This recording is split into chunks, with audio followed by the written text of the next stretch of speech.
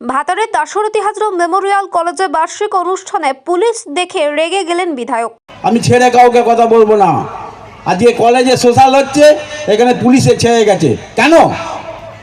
তোমরা কলেজের ছেলে, তোমরা নিজেদের মধ্যে আলোচনা করে করবে, তোমরা নিজেরা করবে, এখানে পুলিশ কেন আসবে? আমি এসব পছন্দ করি না। পুলিশ এসে কলেজে সোশ্যাল করবে, সেটা ঠিক নয়। কড়া হুঁশিয়ারি দিলেন মঞ্চ থেকে। ভাতারের দাশরথী হাজরা মেমোরিয়াল কলেজে বার্ষিক সাংস্কৃতিক অনুষ্ঠান অনুষ্ঠিত হলো আজ।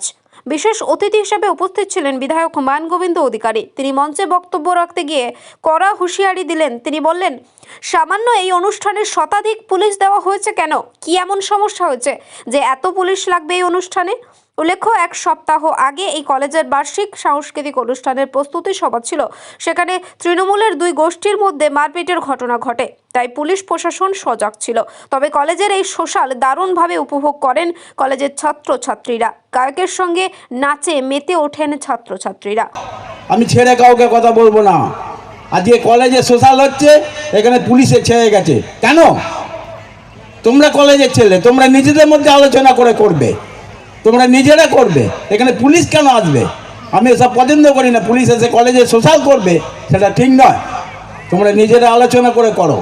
তোমাদের যদি কাউকে পছন্দ না হয়, তোমরা অন্য ছেলে বসে আলোচনা করে করো। কিন্তু যিনি শিক্ষকতা করতে এসেছেন, তিনি যেন এই সোশ্যাল নিয়ে মাথা না ঘামান। যেটা করেছেন তিনি ভুল করেছেন।